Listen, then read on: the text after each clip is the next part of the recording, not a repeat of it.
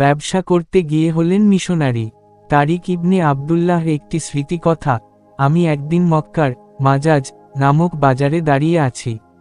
এমন সময় দেখলাম একজন অত্যন্ত প্রিয় দর্শন লোক বাজারের চারদিকে ঘুরে বেড়াচ্ছেন আর বলছেন, হে মানব সকল, তোমরা বল আল্লাহ এক ও অদ্বিতীয়, তিনি ব্যতীত কোন উপাস্য নেই, তাহলে তোমরা সফলকাম হতে পারবে। এই সঙ্গেই দেখলাম আর একটা লোক তার পশ্চাতে পশ্চাতে ঘুরছেন আর বলে বেড়াচ্ছেন, খবরদার, কেউ এর কথা শুনো না, এ একটা ভয়ঙ্কর জাদুকর, মস্ত একটা মিথ্যাবাদী। এইসব কথা বলার সাথে সাথে পেছনের লোকটা তাকে পাথর ছুঁড়ে মারছেন। আমি জিজ্ঞাসা করলে আমার সাথের একজন বয়স্ক লোক বললেন, প্রথম লোকটি হাশেম বংশের, তিনি নিজেকে আল্লাহর প্রেরিত রাসূল বলে মনে করেন, আর দ্বিতীয় লোকটি তার চাচা আব্দুল উজ্জা আবুল আহাব। এই ঘটনার অনেক বছর পরের কথা। মদিনার বাইরে একটা খোরমা বাগানে আমরা বিশ্রাম নিচ্ছি।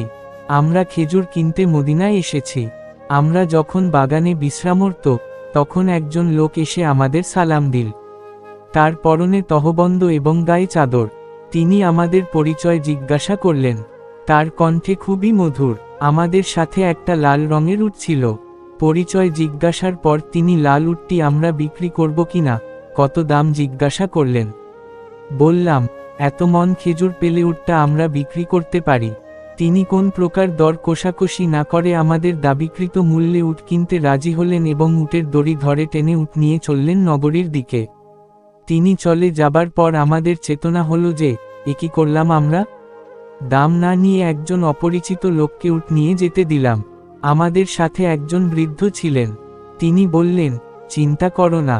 লোকটার মুখ পূর্ণ চন্দ্রের ন্যায় স্বর্গীয় সুষমায় উদ্ভাসিত। এমন লোক কখনোই প্রবঞ্চক হতে পারে না। তোমরা নিশ্চিন্ত থাক, টাকার জন্যে আমি দায়ী রইলাম। অল্প কিছুক্ষণ পর নগরীর দিক থেকে একজন লোক আমাদের কাছে এলেন। তার সাথে প্রচুর খেজুর তিনি পাঠিয়েছেন উপঢৌকন স্বরূপ আপনাদের খাওয়ার জন্যে। আপনারা গ্রহণ করলে তিনি খুশি হবেন। যথাসময়ে আমরা মদিনা প্রবেশ করলাম। পৌঁছলাম আমরা মসজিদে নববীর সামনে। দেখলাম সেই লোকটি মসজিদের মিম্বারে বসে লোকদের উদ্দেশ্যে কথা বলছেন। আমরা শেষের এই কয়টি কথা শুনতে পেয়েছিলাম, হে লোক সকল, অভাবগ্রস্ত ও কাঙ্গালদের দান কর, তোমাদের জন্যে এটা বিশেষ কল্যাণকর। স্মরণ রেখ, উপরের দাতার হাত নিম্নের গ্রহীতার হাত অপেক্ষা উত্তম। পিতা মাতা ও অন্যান্য স্বজনদের প্রতিপালন কর। আমরা কয়েকদিন মদিনায় থাকলাম। আমরা সবাই ইসলাম গ্রহণ করে দেশে ফিরে এলাম। গিয়েছিলাম মদিনায় ব্যবসায়ী হয়ে, ফিরে এলাম দেশে ইসলামের প্রচারক হয়ে।